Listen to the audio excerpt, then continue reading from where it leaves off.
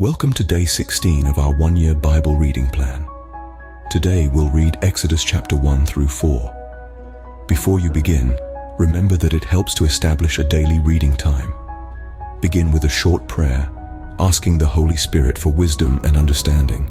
Always read for understanding and to hear from God, not just to finish today's reading.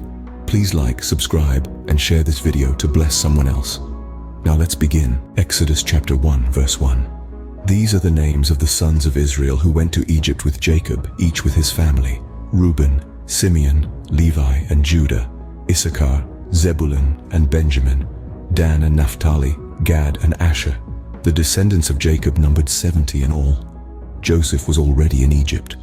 Now Joseph and all his brothers and all that generation died, but the Israelites were exceedingly fruitful. They multiplied greatly, increased in numbers, and became so numerous that the land was filled with them. Then a new king, to whom Joseph meant nothing, came to power in Egypt.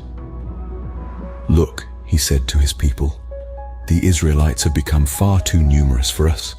Verse 10, "Come, we must deal shrewdly with them, or they will become even more numerous. And if war breaks out, we'll join our enemies, fight against us, and leave the country." So they put slave masters over them to oppress them with forced labor, and they built Pithom and Ramesses as store cities for Pharaoh. But the more they were oppressed, the more they multiplied and spread. So the Egyptians came to dread the Israelites and worked them ruthlessly. They made their lives bitter with harsh labor in brick and mortar and with all kinds of work in the fields. In all their harsh labor, the Egyptians worked them ruthlessly. The king of Egypt said to the Hebrew midwives, whose names were Shiphrah and Puah, "When you are helping the Hebrew women during childbirth on the delivery stool, if you see that the baby is a boy, kill him. But if it is a girl, let her live." The midwives, however, feared God and did not do what the king of Egypt had told them to do. They let the boys live. Then the king of Egypt summoned the midwives and asked them, "Why have you done this? Why have you let the boys live?" The midwives answered Pharaoh, "Hebrew women are not like Egyptian women. They are vigorous and give birth before the midwives arrive." Verse 20. So God was kind to the midwives, and the people increased and became even more numerous. And because the midwives feared God, he gave them families of their own. Then Pharaoh gave this order to all his people: "Every Hebrew boy that is born you must throw into the Nile, but let every girl live." Exodus chapter 2 verse 1. Now a man of the tribe of Levi married a Levite woman, and she became pregnant and gave birth to a son. When she saw that he was a fine child, she hid him for 3 months. But when she could hide him no longer, she got a papyrus basket for him and coated it with tar and pitch. Then she placed the child in it and put it among the reeds along the bank of the Nile. His sister stood at a distance to see what would happen to him. Then Pharaoh's daughter went down to the Nile to bathe, and her attendants were walking along the riverbank. She saw the basket among the reeds and sent her female slave to get it. She opened it and saw the baby. He was crying, and she felt sorry for him. "This is one of the Hebrew babies," she said. Then his sister asked Pharaoh's daughter, "Shall I go and get one of the Hebrew women to nurse the baby for you?" "Yes, go," she answered. So the girl went and got the baby's mother. Pharaoh's daughter said to her, "Take this baby and nurse him for me, and I will pay you." So the woman took the baby and nursed him. Verse 10. When the child grew older, she took him to Pharaoh's daughter, and he became her son. She named him Moses, saying, "I drew him out of the water."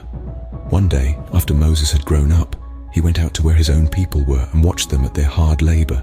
He saw an Egyptian beating a Hebrew, one of his own people. Looking this way and that and seeing no one, he killed the Egyptian and hid him in the sand. The next day he went out and saw 2 Hebrews fighting. He asked the one in the wrong, "Why are you hitting your fellow Hebrew?" The man said, "Who made you ruler and judge over us? Are you thinking of killing me as you killed the Egyptian?" Then Moses was afraid and thought, "What I did must have become known." When Pharaoh heard of this, he tried to kill Moses. But Moses fled from Pharaoh and went to live in Midian, where he sat down by a well. Now a priest of Midian had 7 daughters, and they came to draw water and fill the troughs to water their father's flock. Some shepherds came along and drove them away, But Moses got up and came to their rescue and watered their flock. When the girls returned to Reuel their father, he asked them, "Why have you returned so early today?" They answered, "An Egyptian rescued us from the shepherds.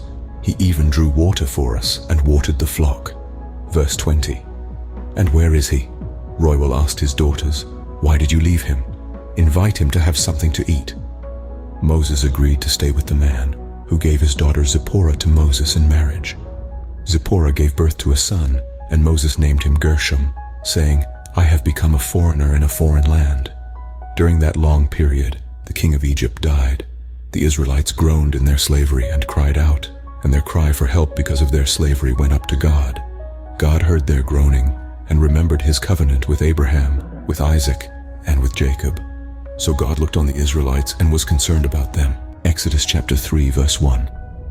Now Moses was tending the flock of Jethro, his father-in-law, the priest of Midian, and he led the flock to the far side of the wilderness and came to Horeb, the mountain of God. There the angel of the Lord appeared to him in flames of fire from within a bush. Moses saw that though the bush was on fire, it did not burn up. So Moses thought, "I will go over and see this strange sight, why the bush does not burn up." When the Lord saw that he had gone over to look, God called to him from within the bush, "Moses, Moses." And Moses said, "Here I am." "Do not come any closer," God said. "Take off your sandals, for the place where you are standing is holy ground."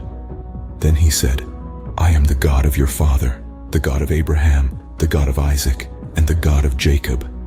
At this, Moses hid his face because he was afraid to look at God. The Lord said, "I have indeed seen the misery of my people in Egypt. I have heard them crying out because of their slave drivers, and I am concerned about their suffering. So I have come down to rescue them from the hand of the Egyptians, and to bring them up out of that land into a good and spacious land, a land flowing with milk and honey, the home of the Canaanites, Hittites, Amorites, Perizzites, Hivites, and Jebusites. And now the cry of the Israelites has reached me, and I have seen the way the Egyptians are oppressing them." Verse 10. "So now go. I am sending you to Pharaoh to bring my people the Israelites out of Egypt." But Moses said to God, "Who am I that I should go to Pharaoh and bring the Israelites out of Egypt?" And God said, "I will be with you, and this will be the sign to you that it is I who have sent you. When you have brought the people out of Egypt, you will worship God on this mountain." Moses said to God, "Suppose I go to the Israelites and say to them, 'The God of your fathers has sent me to you,' and they ask me, 'What is his name?' Then what shall I tell them?" God said to Moses, "I am who I am. This is what you are to say to the Israelites, 'I am has sent me to you.'" God also said to Moses, "Say to the Israelites, 'The Lord, the God of your fathers, the God of Abraham, the God of Isaac, and the God of Jacob, has sent me to you. This is my name forever, the name you shall call me from generation to generation. Go, assemble the elders of Israel and say to them, 'The Lord, the God of your fathers, the God of Abraham, Isaac, and Jacob, appeared to me and said, I have watched over you and have seen what has been done to you in Egypt, and I have promised to bring you up out of your misery in Egypt into the land of the Canaanites, Hittites, Amorites, Perizzites, Hivites, and Jebusites, a land flowing with milk and honey. The elders of Israel will listen to you. Then you and the elders are to go to the king of Egypt and say to him, The Lord, the God of the Hebrews, has met with us. Let us take a 3-day journey into the wilderness to offer sacrifices to the Lord our God. But I know that the king of Egypt will not let you go unless a mighty hand compels him." Verse 20. "So I will stretch out my hand and strike the Egyptians with all the wonders that I will perform among them. After that, he will let you go. And I will make the Egyptians favorably disposed toward this people, so that when you leave, you will not go empty-handed. Every woman is to ask her neighbor, and any woman living in her house, for articles of silver and gold and for clothing, which you will put on your sons and daughters. And so you will plunder the Egyptians." Exodus chapter 4 verse 1. Moses answered, "What if they do not believe me or listen to me and say, 'The Lord did not appear to you'?" Then the Lord said to him, "What is that in your hand?" "A staff," he replied. The Lord said, "Throw it on the ground." Moses threw it on the ground, and it became a snake, and he ran from it. Then the Lord said to him, "Reach out your hand and take it by the tail." So Moses reached out and took hold of the snake, and it turned back into a staff in his hand. "This," said the Lord, "is so that they may believe that the Lord, the God of their fathers, the God of Abraham, the God of Isaac, and the God of Jacob, has appeared to you." Then the Lord said, "Put your hand inside your cloak." So Moses put his hand into his cloak, and when he took it out, the skin was leprous. It had become as white as snow. "Now put it back into your cloak," he said. So Moses put his hand back into his cloak, and when he took it out, it was restored, like the rest of his flesh. Then the Lord said, "If they do not believe you or pay attention to the first sign, they may believe the second. But if they do not believe these two signs or listen to you, take some water from the Nile and pour it on the dry ground. The water you take from the river will become blood on the ground." Verse 10. Moses said to the Lord, "Pardon your servant, Lord. I have never been eloquent, neither in the past nor since you have spoken to your servant. I am slow of speech and tongue." The Lord said to him, "Who gave human beings their mouths? Who makes them deaf or mute? Who gives them sight or makes them blind? Is it not I, the Lord? Now go. I will help you speak and will teach you what to say." But Moses said, "Pardon your servant, Lord. Please send someone else." Then the Lord's anger burned against Moses, and he said, "What about your brother Aaron the Levite? I know he can speak well. He is already on his way to meet you, and he will be glad to see you. You shall speak to him and put words in his mouth. I will help both of you speak and will teach you what to do. He will speak to the people for you, and it will be as if he were your mouth and as if you were God to him. But take this staff in your hand so you can perform the signs with it."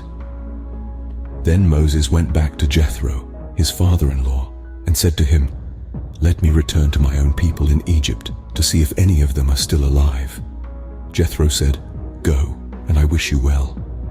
Now the Lord had said to Moses in Midian, "Go back to Egypt, for all those who wanted to kill you are dead." Verse 20. So Moses took his wife and sons, put them on a donkey, and started back to Egypt. And he took the staff of God in his hand.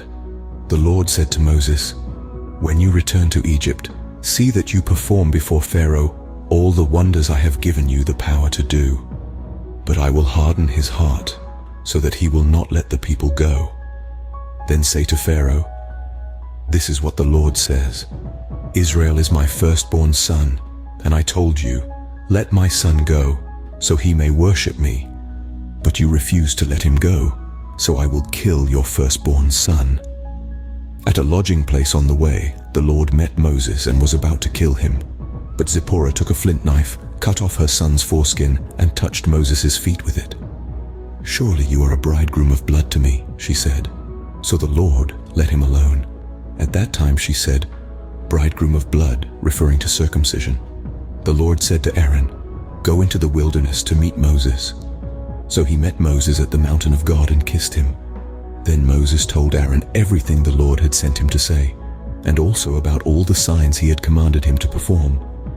Moses and Aaron brought together all the elders of the Israelites, verse 30, and Aaron told them everything the Lord had said to Moses. He also performed the signs before the people, and they believed. And when they heard that the Lord was concerned about them and had seen their misery, they bowed down and worshipped. This concludes Exodus chapter 1 through 4 for day 16. We hope you're enjoying these daily videos. Remember, you can access all videos through the playlist link in the description below. Thank you for taking the time to like, share, and subscribe to this channel. We'll see you in the next video for our day 17 reading.